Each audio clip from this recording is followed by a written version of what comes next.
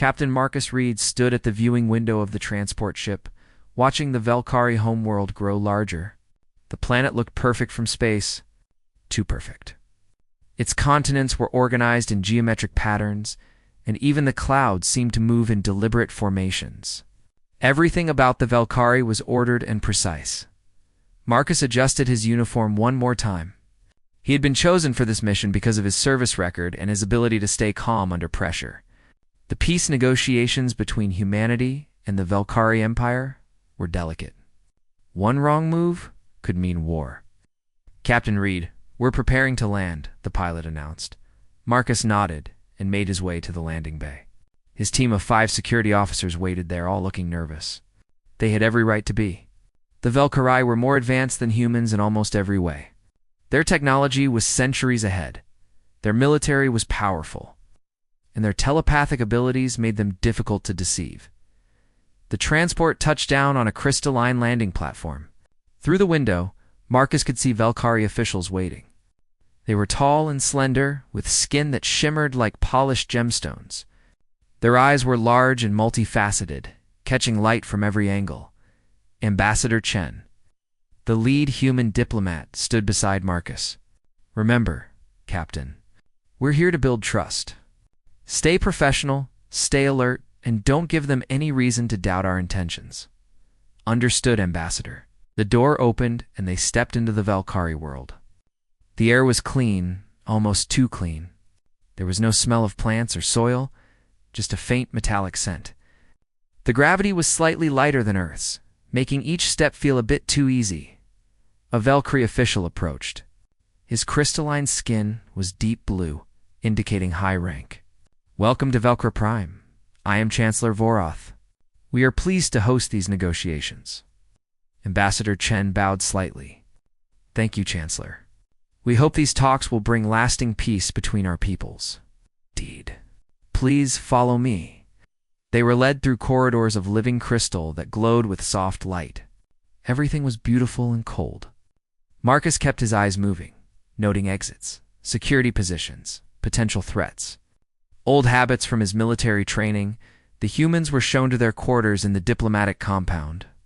The rooms were comfortable, but strange. The furniture adjusted itself to their bodies, and the walls changed color based on their moods, or so they were told. Captain Reed, a voice called Marcus, turned to see a Valkyrie approaching. This one was different. Her crystalline skin had a warm golden tone, and she moved with a grace that seemed almost playful compared to the rigid formality of the other Valkyrie. "I am Princess Sereth," she said, "daughter of Emperor Callus. I will be attending the negotiations, and I understand you will be part of my security detail during the public events." Marcus stood straighter. "Yes, Your Highness. It's an honor." Sereth tilted her head, studying him. "Tell me, Captain, do all humans stand so rigidly? You look like you might break if someone touched you." The comment caught him off guard. It's military training, Your Highness. Proper posture is important." "Interesting." She circled him slowly, like a predator examining prey. "I have read much about humans. Your species is fascinating. You feel emotions so strongly, yet you try so hard to hide them. It seems exhausting. We value self-control," Marcus replied carefully. "But why?" "Emotions provide valuable data. Fear warns of danger. Anger provides strength. Love creates bonds. Why suppress such useful tools?" Marcus had no good answer for that. The princess smiled, as if she had won a small victory. "I look forward to our time together. Captain Reed, I think you will teach me much about humans." She walked away. Leaving Marcus confused and unsettled, the first day of negotiations began in a grand hall. The ceiling was transparent, showing the stars above. Human and Valkyrie diplomats sat across from each other at a long table. Marcus and his team stood at attention along the walls. Princess Sereth sat beside her father, the Emperor. She seemed bored by the formal proceedings, her multifaceted eyes wandering around the room. Several times Marcus caught her looking at him. The talks were about border disputes. Humans had been expanding into systems the Valkyrie claimed as their territory. The Valkyrie wanted humans to stop. Humans argued the systems were unclaimed. Both sides presented their cases with careful diplomatic language. Marcus found it dull, but he stayed alert, watching for threats. During a break, Princess Sarith approached him again. "You look bored, Captain." "I'm focused, Your Highness. Those are not the same thing." She glanced at the diplomats. "They will argue for days, perhaps weeks. Nothing will be decided today. Walk with me." "I should stay at my post." "I am asking you to guard me while I take some air." "That is your duty, is it not?" She had him there. Marcus nodded and followed her out of the hall. They walked through gardens made of crystal plants. The structures caught sunlight and created rainbow patterns on the ground. It was beautiful in an alien way. "Tell me about Earth," Sarith said. "Is it true your world is mostly water?" "Yes, Your Highness. About 70% of the surface. And this water moves in patterns you cannot control? Waves and currents?" "That's right. The ocean is powerful and unpredictable." Sarith stopped walking. "How do your people survive with so much chaos?" "We adapt. We learn. We build boats and learn to read the weather. The unpredictability makes us stronger." "Fascinating. Here, everything is ordered, controlled, predictable. I have never seen chaos." She looked at him with those strange, beautiful eyes. "Except in you. I don't understand. Your emotions, Captain. They storm inside you like this ocean you describe. I can sense them through my telepathy. Fear, duty, curiosity, and something else. Something you hide very carefully." Marcus felt his face grow warm. "Your Highness, I..." An alarm suddenly rang through the gardens. The sound was high-pitched and urgent. Marcus immediately moved between Sarith and any potential threat. A Valkyrie guard rushed toward them. "Princess, Captain, you must return to the compound immediately. There's been an incident." "What kind of incident?" Marcus demanded. "A military engagement. In the disputed territories, human and Valkyrie ships have fired upon each other." Marcus felt his stomach drop. Sarith's expression became cold and formal. "How many casualties?" she asked. "Reports are still coming in, Your Highness. But early numbers suggest over 100 dead on both sides." They rushed back to the compound. The diplomatic hall was in chaos. Humans and Valkyrie were shouting accusations at each other. Ambassador Chen looked pale and frightened. Marcus caught fragments of the arguments. The humans claimed Valkyrie ships had attacked first. The Valkyrie claimed the opposite. Both sides had evidence, or thought they did. As Marcus stood guard, watching the peace talks crumble before his eyes, he noticed something. In orbit above the planet, ships were moving into position. Not diplomatic vessels. Warships. The stakes had just become deadly serious. And somewhere in the chaos, he saw Princess Sarith watching him with an expression he couldn't read. Part 2. Dangerous games. 3 days had passed since the border incident. The diplomatic compound felt like a prison. Human and Valkyrie delegations moved through separate corridors now, avoiding each other. Trust had evaporated overnight. Marcus barely slept. His team maintained constant vigilance, expecting violence at any moment. The warships in orbit had multiplied. Both sides were preparing for the worst. On the 4th morning, a message arrived for Marcus. Princess Sarith requested his presence at a cultural exhibit in the Eastern Wing. The request was unusual, but technically within his duties as her assigned guard. Ambassador Chen looked worried when Marcus informed him. "Be careful, Captain. We can't afford any incidents. But we also can't refuse a direct request from Imperial family." Marcus found the princess waiting alone in a vast gallery. The room was filled with holographic displays showing Valkyrie history, battles, discoveries, the rise of their empire. All presented with clinical precision. Sarith said.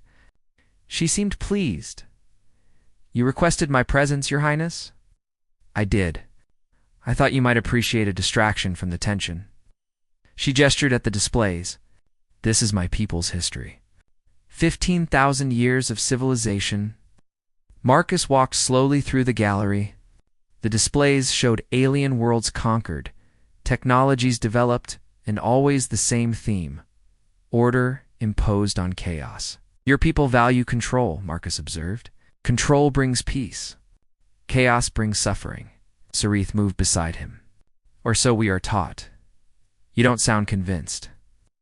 I am beginning to question many things I was taught. She stopped at a display showing first contact between Valkyrie and another species. We have met 47 alien species. 40 of them eventually submitted to our empire.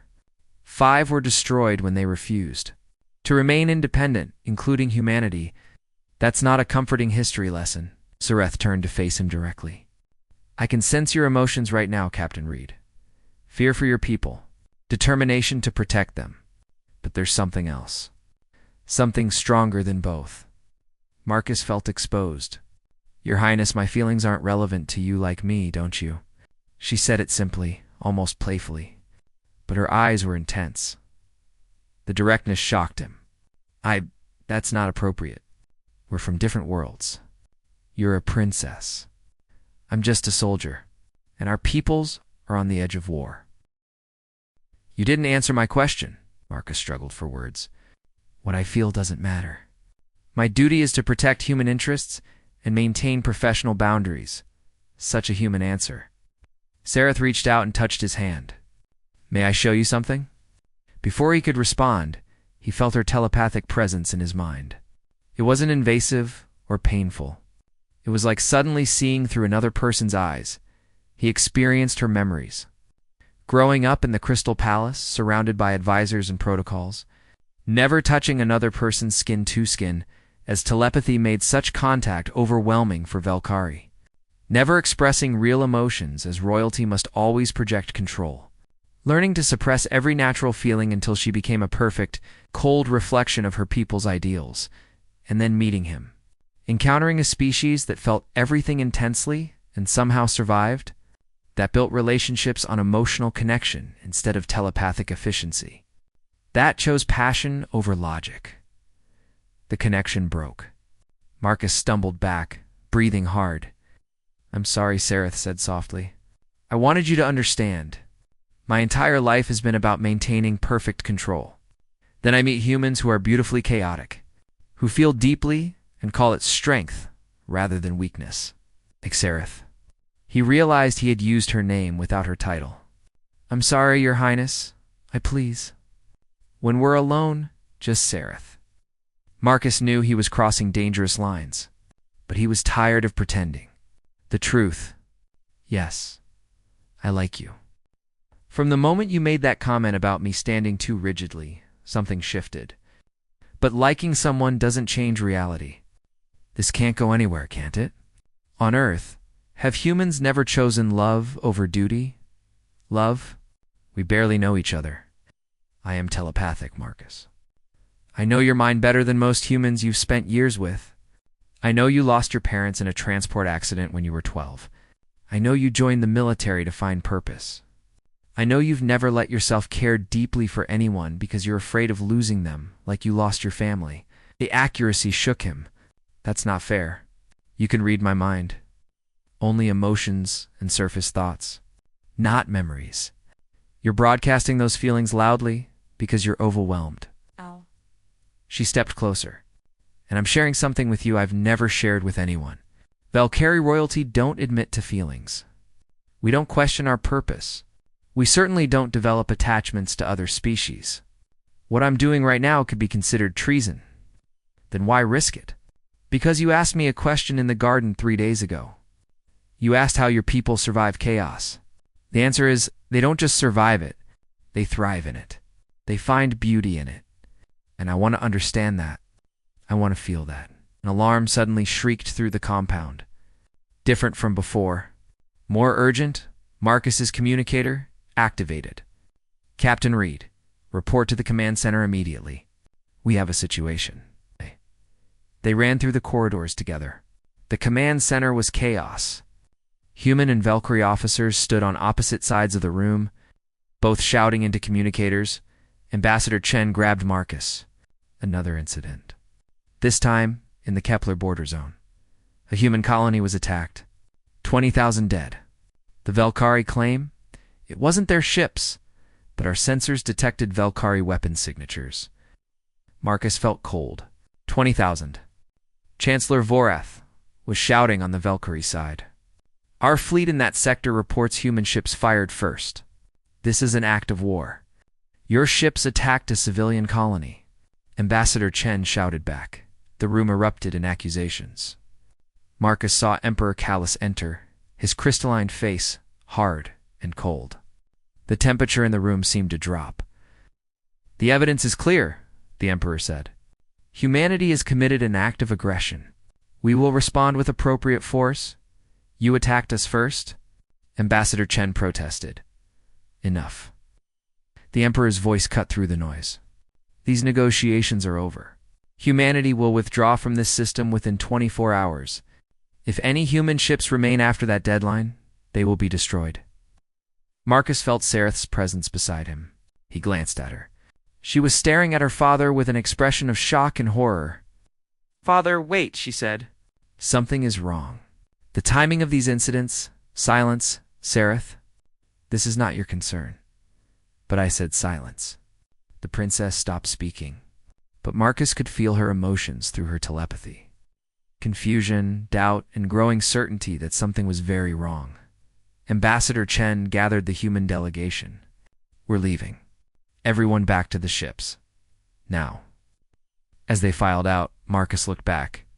Sareth stood alone in the crowd of Velkari officials. Their eyes met across the room. She mouthed 2 words, "Find me." Then he was pulled away by his team, and she disappeared from view. Back on the human transport, Marcus accessed his secure terminal. He had a message waiting. The encryption was military grade, coded for his eyes only. He opened it. The message was from Human Intelligence Command. Captain Reed. Classified analysis suggests the border incidents may not be what they appear. Weapon signature anomalies detected. Third-party involvement suspected. Investigate quietly. Trust no one. War may be exactly what someone wants. Marcus stared at the message. If humans and Velkari were being manipulated into conflict, that meant someone was playing a very dangerous game, and the pieces were already in motion. Outside the window, he watched the Velkari homeworld shrink as they departed. Somewhere down there, Sareth was trying to understand the same puzzle. War was coming. But maybe, just maybe, the war itself was the lie. Part 3. Between duty and heart, the human fleet assembled at the border of neutral space. 30 warships, including the carrier, where Marcus had been reassigned. The crew called it the Defiant, and that name felt appropriate now. Marcus stood in the observation deck watching the stars. 2 weeks had passed since the failed negotiations. 2 weeks of escalating tensions, military buildups, and increasingly hostile communications between humanity and the Velkari Empire. And 2 weeks since he had seen Sareth, still brooding captain. Marcus turned to see Commander Lisa Park, the Defiant's intelligence officer. They had served together before, and she knew him well enough to read his moods. Just thinking, Marcus replied. About the princess, Park asked quietly. Marcus didn't answer. He didn't need to. The crew talks, you know. About your time on the Velkari homeworld. About how you were assigned to guard her. Park moved beside him. For what it's worth, Marcus, I don't think you did anything wrong. I let myself get distracted. I let personal feelings interfere with my mission. You're human. Feelings aren't a design flaw, no matter what the Velkari think. Marcus appreciated the support, but it didn't ease his guilt, or his worry about Sareth. Park's communicator beeped. She checked it and frowned. Command wants to see you. Something about the intelligence report you filed. Briefing room was cold and sterile. Admiral Wright sat at the head of the table, flanked by intelligence analysts. The Admiral was a veteran of 3 wars, hard as iron and twice as sharp. Captain Reed. Sit, Marcus sat. Your report suggested third-party involvement in the border incidents. You claimed weapon signature anomalies and suspicious timing. Wright leaned forward. Intelligence has analyzed your findings. They've found something. An analyst activated a holographic display. It showed the weapon signatures from both border attacks. These signatures were initially identified as Valkyrie plasma cannons, the analyst explained. But Captain Reed's observation about anomalies was correct. Look here. The display zoomed in on energy patterns. These fluctuations are inconsistent with Valkyrie technology. They're too aggressive, too hot. Valkyrie weapons are precise. These are designed to look like Valkyrie weapons, while maximizing destruction. So someone framed them, Marcus said. That's our assessment. We've also analyzed the attack on the human colony. The tactics used don't match Valkyrie military doctrine. They were sloppy, brutal. The Valkyrie prefer clean, efficient strikes. This was a massacre designed to provoke maximum outrage. Admiral Wright drummed her fingers on the table. The question is, who benefits from a war between humanity and the Valkyrie? The Krenth, Park said from the doorway. Everyone turned to look at her. She entered and placed a data chip on the table. I've been running deep analysis on regional politics. The Krenth Collective has been expanding aggressively for decades, but they're stuck between human space and Valkyrie territory. A war between us would weaken both sides. That's speculation, Wright said. Maybe, but 3 days ago, we detected unusual Krenth ship movements. They're positioning fleets along both our border and the Valkyrie border. Waiting. Marcus felt pieces clicking into place. They're going to wait until we've destroyed each other, then move in to claim the territory. That's my theory, Park confirmed. Wright stood. This changes everything.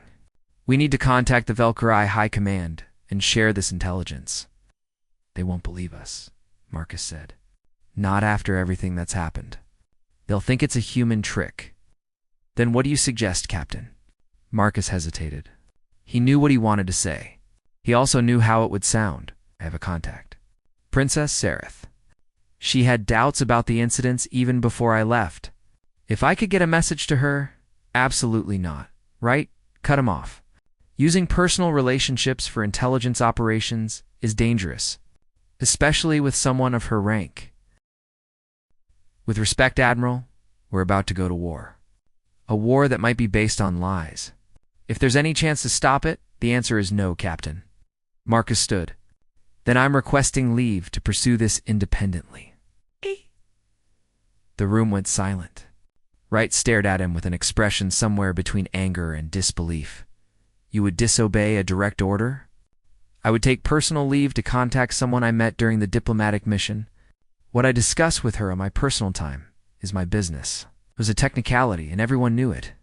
Wright could have him arrested for even suggesting it. Instead, she studied him for a long moment. You're serious about this? Yes, ma'am. You'd risk court-martial imprisonment, possibly execution for treason? If it stops a war based on manipulation, yes. Park touched his arm. Marcus, think about what you're saying. But Marcus had been thinking about nothing else for 2 weeks. About the pattern of events. About Sereth's doubts. About the stakes, Wright sat back down. There's a reason I called you here, Captain. Not just to discuss your report. She activated another display. We intercepted this transmission 2 hours ago. It's encoded in a Valkyrie royal cipher. Addressed to you. Marcus's heart skipped. What does it say? We can't fully decrypt it without the proper key. But the preliminary translation says, I know you're right. Meet me where chaos and order touched. Coordinates attached. The display showed spatial coordinates. Marcus recognized them immediately. The Kepler border zone. The site of the colony massacre. It's a trap, right? Said flatly. The Valkyrie princess lures you to a contested zone, captures you, uses you for propaganda or interrogation. Or she's risking everything to stop this war, Marcus countered. How? Why would she do that? Marcus met the Admiral's eyes. Because she likes me. Park made a choking sound. Several analysts looked away. Wright's expression didn't change. Explain. Valkyrie are telepathic. They experience emotions differently than us. Princess Sereth has been studying humans, trying to understand how we function. She's developed an interest. Maybe more than an interest. In me specifically, but also in humanity's approach to life. This sounds like a bad romance novel, Captain. I know how it sounds, but I was there. I felt her telepathy. She's genuine, and she's in a unique position to influence Valkyrie leadership. Wright was quiet for a long time. Finally, she spoke. If I authorize this mission and it goes wrong, it will be classified as an unauthorized solo operation. I will deny all knowledge. You will be disavowed. Understand? Yes, ma'am. If you're captured, you cannot reveal any classified information. You know the protocols, I do. Wright pulled out a data chip. This contains everything we know about Krenth involvement. Weapon analysis, tactical assessments, communication intercepts. Get it to the princess. Make her understand. Marcus took the chip. His hand was shaking slightly. Commander Park will fly you in a stealth shuttle. You'll have 6 hours at the coordinates before we have to assume you're compromised. Wright stood. Don't make me regret this, Reed. I won't. Ma'am. 18 hours later, Marcus floated in a one-person pod at the edge of the Kepler border zone. The stealth shuttle had dropped him off and disappeared. Now he waited among the debris of the destroyed colony. Pieces of homes drifted past. Children's toys. Family photos sealed in protective cases. 20,000 lives reduced to floating wreckage. His scanner pinged. A ship was approaching. Small, fast, unmarked. It matched Valkyrie design but had no Imperial insignia. The ship docked with his pod. The airlock opened. Sareth floated through, wearing a simple pressure suit. Her crystalline features were visible through the helmet, catching light from the distant sun. You came, she said. So did you. They moved into the small ship. It was bare, functional, probably stolen or borrowed secretly. Sareth removed her helmet. Marcus did the same. They stood facing each other in the cramped space. I've been investigating, Sareth said quickly. The attacks. The weapon signatures. The tactics. None of it matches our military protocols. I brought my findings to my father, to the military council. They won't listen. They say, I'm being influenced by human sentiment. Hey, they're not completely wrong, Marcus said gently. No, they're not. She reached out and took his hands. Her skin was cool and smooth. I am being influenced. By you. By everything humans represent, and I don't regret it. Marcus pulled out the data chip. Human intelligence found the same things you did. We think the Krenth are manipulating both sides into war. Sareth took the chip, studying it. If this is true, if we can prove it, we can stop this. My father won't listen to me. But there are others. Military commanders who value evidence over pride. She looked up at him. We'll need to coordinate. Share intelligence. Work together in secret. That's dangerous for both of us. I know. She moved closer. Marcus, I need to tell you something. In Valkyrie culture, there's a bonding ritual. A permanent telepathic link between two individuals. It's rare, reserved for the deepest connections. Marcus felt his pulse quicken. Why are you telling me this? Because I want you to know it exists. Because after this is over, if we both survive, I want to ask if you'll consider it. She touched his face gently. But first, we have a war to stop. They spent the next 3 hours comparing data, building a case, planning their next moves. It was good work. Important work. But Marcus couldn't stop thinking about her words. About a future that might exist on the other side of this crisis. When it was time to part, Sareth held him close for a moment. He felt her telepathy brush against his mind. Not invasive, just a presence, a promise. Be careful, she whispered. You too. She smiled. You like me, don't you? Despite everything, Marcus laughed. Yes, I really do. Good. That will make stopping this war much more satisfying. Then she was gone. Disappearing into her ship and flying back toward Valkyrie space, Marcus returned to his pod, back to the human fleet. Back to Admiral Wright's skeptical questions and Park's worried glances. But now he had hope. In a mission, and somewhere in Valkyrie space, a princess was fighting the same battle. Part 4. When war comes, the declaration of war came on a Tuesday. Marcus was in the briefing room when the transmission arrived. Emperor Callus appeared on the screen, his crystalline face cold and final. The Valkyrie Empire can no longer tolerate human aggression. Effective immediately, a state of war exists between our peoples. May your gods have mercy on you, for we will have none. The transmission ended. The room erupted in activity. Admiral Wright stood at the center of the chaos, her voice cutting through the noise. All personnel to battle stations. Fleet commanders, implement defensive formation Theta. Launch all scouts. I want eyes on every approach vector. Marcus felt numb. Despite everything they had learned, despite the evidence of Krenth manipulation, war had come anyway. Politics and pride had won over truth. Captain Reed, Wright called. My ready room. Now. Marcus followed her into the small office. Wright closed the door and activated a privacy field. Your princess failed, Wright said bluntly. She tried. We both did. The momentum was too strong. So what now? We fight a war we know is based on lies. Marcus had been asking himself the same question.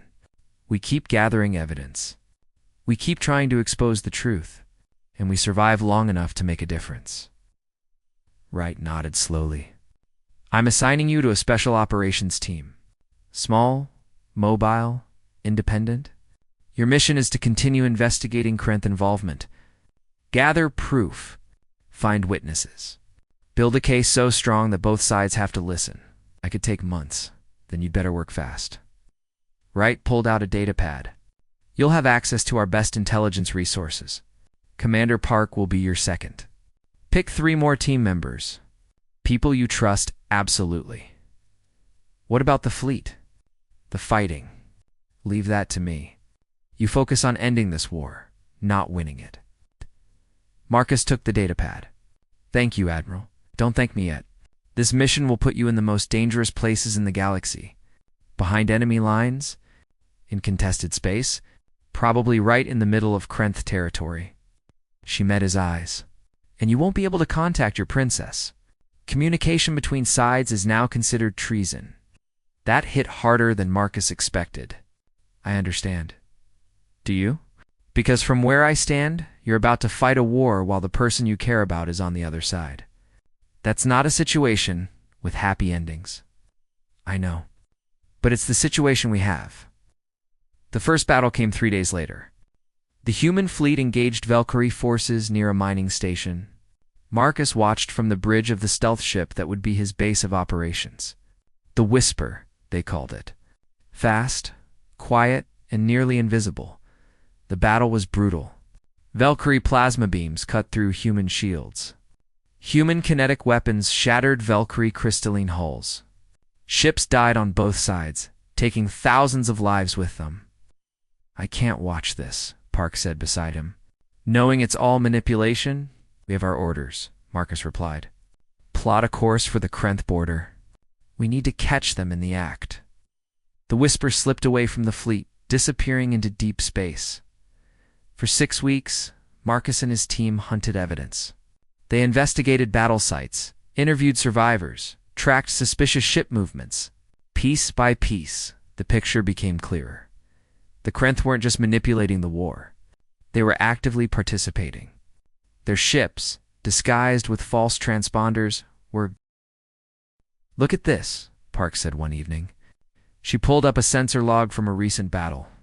Human destroyer reports taking fire from Valkyrie cruiser. But watch the weapon's signature. The hologram replayed the attack. Marcus saw it immediately. The energy pattern was wrong. Too aggressive. The same anomalies they had seen in the border incidents? No, that was a Krenth ship, Marcus said. Disguised as Valkyrie. Probably using stolen technology. Park highlighted another section. And here a Valkyrie frigate reports human missile attack. Same problem. Wrong signature. They're fighting on both sides. Not just fighting. Documenting. Spreading propaganda. I've intercepted Krenth intelligence reports where they analyze our tactics, our weaknesses. They're studying us while we kill each other, and Marcus felt cold rage building. How many lives have been lost to this manipulation? Park checked her files. Conservative estimate? 50,000 dead. Maybe more. And the war has only been going on 2 months. They needed more than sensor logs. They needed something undeniable. A Krenth ship caught in the act. A confession. Proof that couldn't be dismissed. The opportunity came from an unexpected source. Marcus received an encrypted message on a secure channel. The encryption was Velkari. The message was simple. I found something. Same coordinates. Come alone, please. It was from Sar. Park read the message over his shoulder. It could be a trap. Velkari intelligence could have captured her, could be using her to lure you in. I know. You're going anyway. I have to. Park sighed. Then I'm coming with you. Someone needs to watch your back. They took a small shuttle to the coordinates. The same location where he and Sareth had met before, in the debris field of the destroyed colony. A ship waited there. Different from last time. Military design. Marcus's instincts screamed danger. I don't like this, Park whispered. Then the ship's hatch opened. Sareth emerged, but she wasn't alone. She was accompanied by a Velkari, military officer wearing the insignia of a fleet commander. Marcus and Park drew their weapons. Wait, Sareth called. He's with me. This is Commander Vorin. He's been investigating the same things we have. The Velkari officer held up his hands. Captain Reed, I mean no harm. The princess has told me much about you. About your theory of Krenth manipulation. Why should we believe you?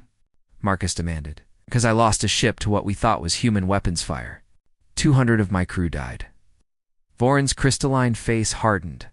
But I recovered debris from the attacking vessel. The technology was not human. It was Krenth. He activated a holographic display.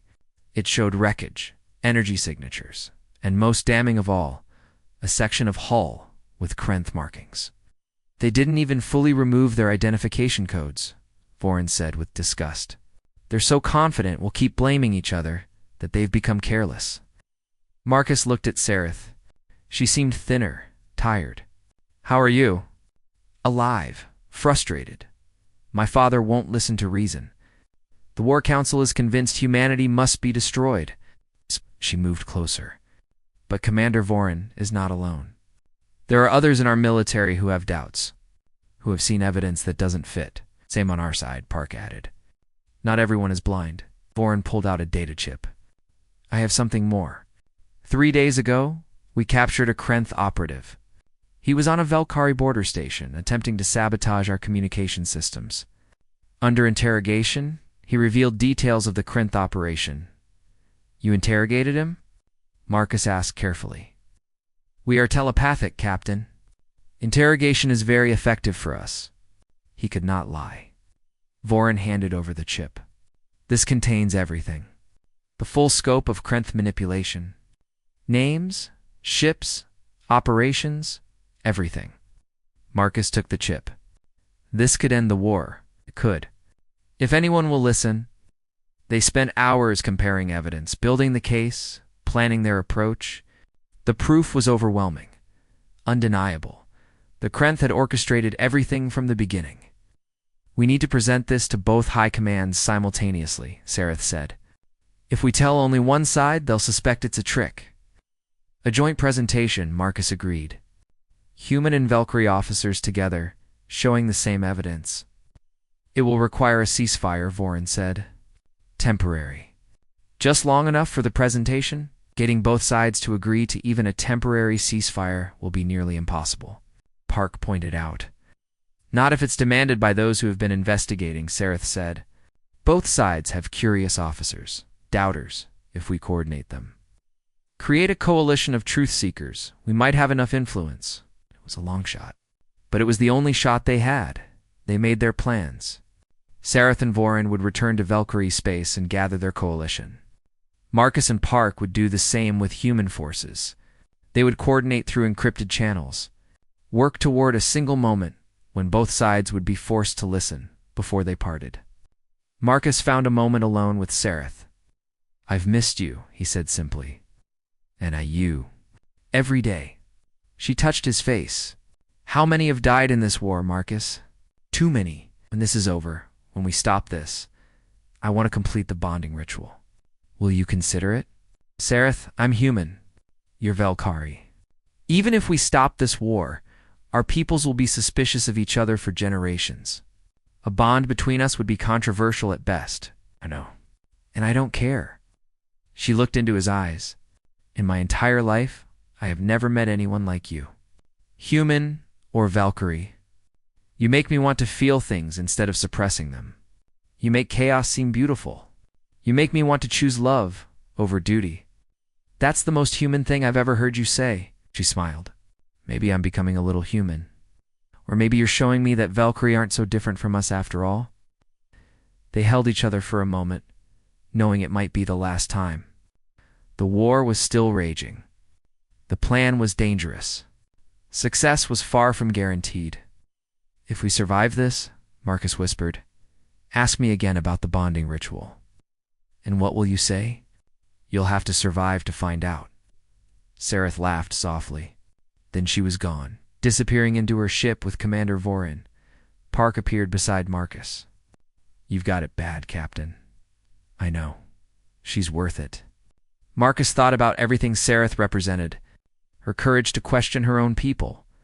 Her willingness to risk everything for truth. Her ability to see beyond the boundaries her culture had imposed. Yeah, she's worth it.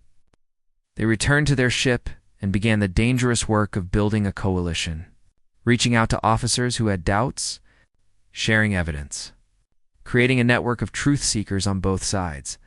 The war raged on. Ships died. Soldiers fell. Territory changed hands. But beneath the chaos, a different kind of battle was being fought. The battle for truth. And Marcus Reed, who had started this journey as a simple security officer, found himself at the center of something that might change the galaxy if they survived long enough to see it through. Part 5. The Human Factor for Months. 123 days of war. 70,000 dead on the human side.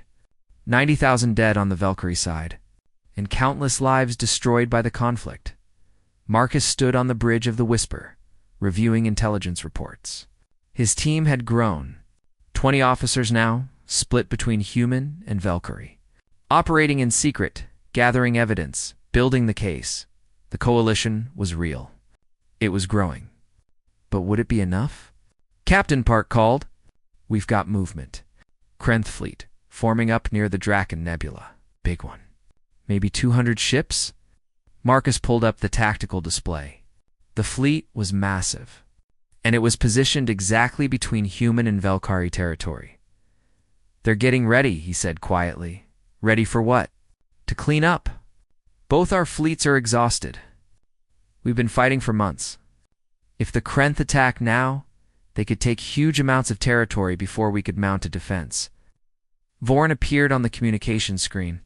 The Valkyrie commander had become their liaison, with the coalition forces on his side. Captain Reed, we're seeing the same movements. The Krenth are preparing for their endgame. How's the coalition building going?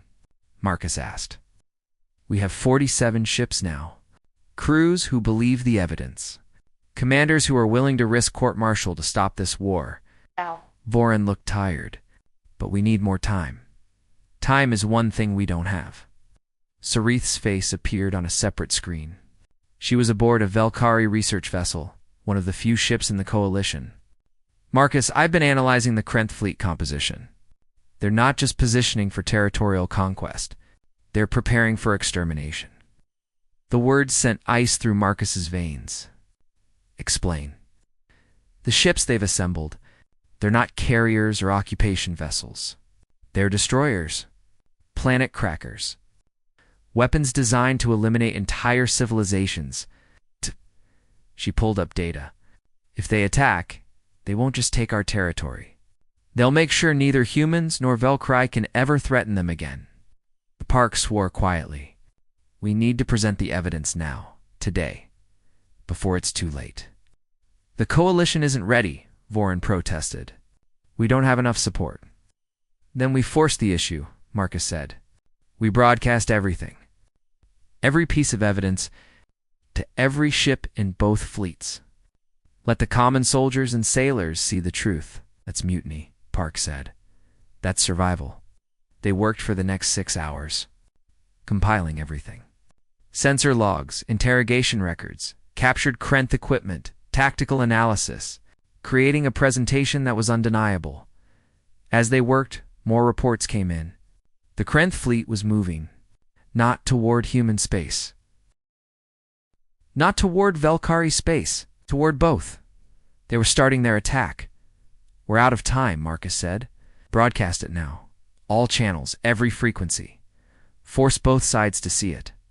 Park initiated the transmission. The message went out to every human and Valkyrie ship within range. Thousands of vessels, hundreds of thousands of crew members. The reaction was immediate and chaotic. Some ships ignored it. Some commanders tried to suppress it. But too many people saw it. Too many minds processed the evidence. And slowly, reluctantly, the truth began to sink in. Admiral Wright contacted the Whisper directly. Captain Reed, what have you done? What I had to, Admiral.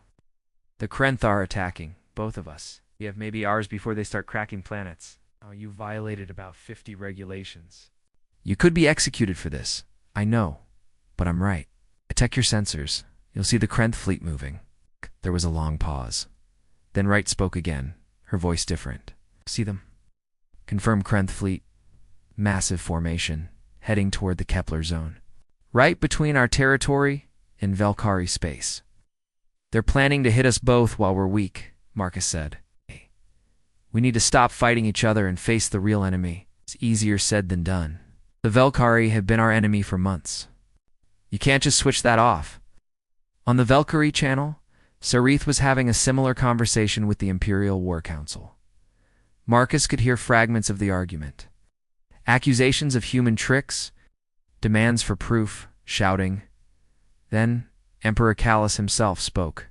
Princess Sarith, you have brought shame to our family with this collaboration. You will return to the homeworld immediately to face judgment. Father, please look at the evidence. The Krenth have been manipulating us from the beginning.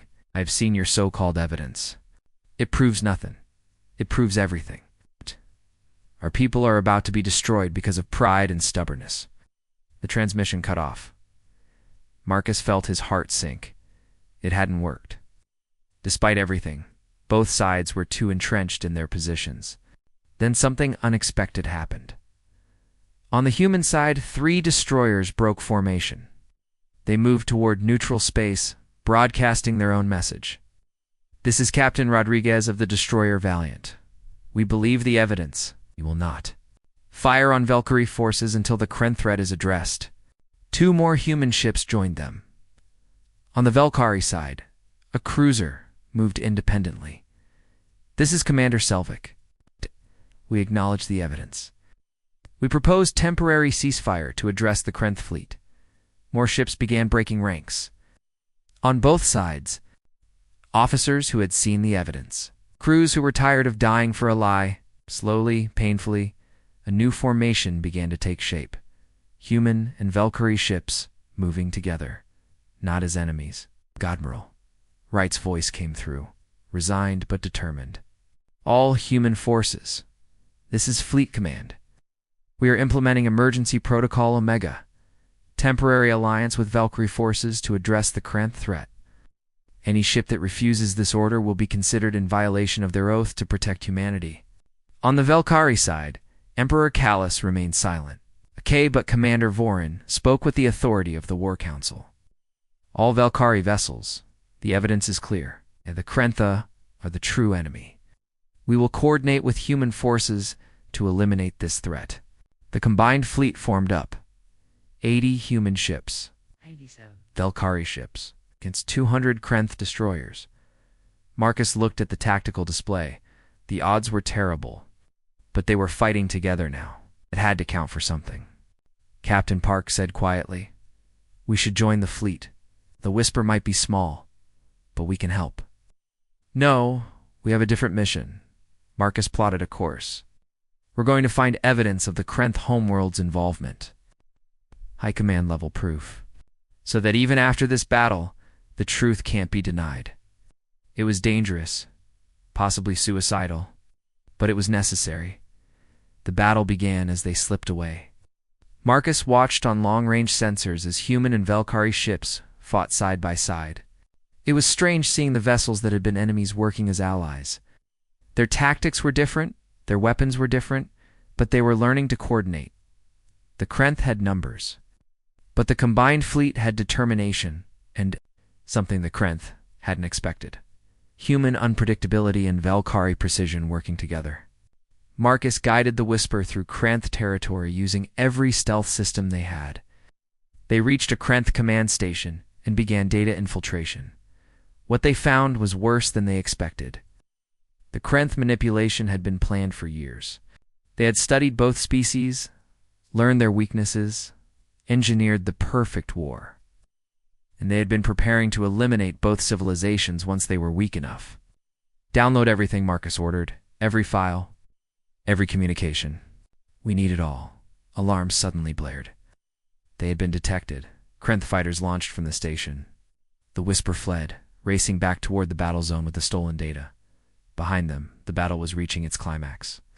The combined fleet was winning, but at terrible cost. Ships died on both sides.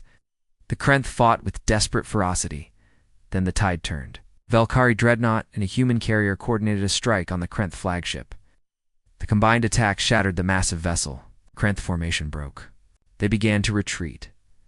The battle was won.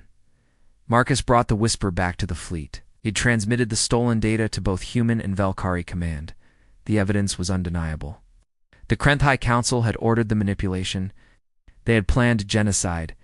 The response from both sides was immediate. Temporary alliance became permanent. Joint forces pursued the retreating Krenth fleet. Within weeks, the Krenth Collective sued for peace. Their leadership was turned over for trial. Reparations were discussed. The war was over. The real war, anyway. Marcus stood in a memorial garden on a neutral station. The garden contained holographic markers for every life lost in the conflict. Human and Velkari names side by side. 160,000 markers. 160,000 lives that shouldn't have been lost. Quite a sight, a voice said behind him. He turned. Sarith stood there, no longer in military attire. She wore simple clothes and she looked more relaxed than he had ever seen her. You came, Marcus said. You asked me to find you when this was over. Here I am. They walked through the garden together. It felt surreal, peaceful. After months of chaos and violence, peace felt foreign. What happens now? Marcus asked. Politically. Years of negotiations. Treaties. Rebuilding. My father stepped down from the throne. The War Council is being reformed. Sarith smiled slightly. I've been asked to serve as a liaison between our peoples, using my unique understanding of humans. Congratulations. And you? What will you do? Admiral Wright offered me a position. Special Operations. Building cooperation between human and Velkari forces. He looked at her. I said I'd think about it. They reached a quiet corner of the garden. Sarith turned to face him directly. I have a question for you, Marcus Reed. All right.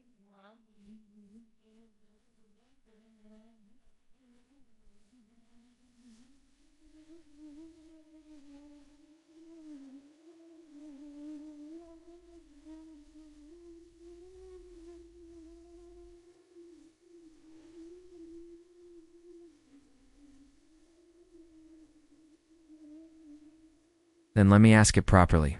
She took his hands. The bonding ritual I mentioned, it's permanent. It means our minds will be connected. I will feel your emotions. You will feel mine. Distance won't matter. Time won't matter. We will be linked for the rest of our lives. Sounds intense. It is. Velkari, don't enter into it lightly. It requires absolute trust, complete honesty. And it only works if both parties truly want it. She looked into his eyes. So I'll ask you one more time. You like me, don't you? Marcus laughed. After everything they had been through, after all the death and chaos and impossible situations, she was still teasing him. Sarith, I like you. I'm more than like you. Good, because I feel the same way. She touched his face gently. In my entire life, I never understood why anyone would choose chaos over order, why anyone would let emotions guide them. Then I met you, and suddenly chaos seemed beautiful. Emotions seemed powerful. Choosing love over duty seemed like the most logical thing in the world. That's very human of you. I've learned from an excellent teacher. Marcus pulled her close. Ask me, will you bond with me? Will you let me into your mind and your heart? Will you choose this messy, chaotic, beautiful thing humans call love? Yes. To all of it? Yes. The ritual was performed 3 days later. It was a Valkyrie ceremony, but adapted to include human elements. Admiral Wright attended, looking skeptical but supportive. Commander Voran stood as a witness.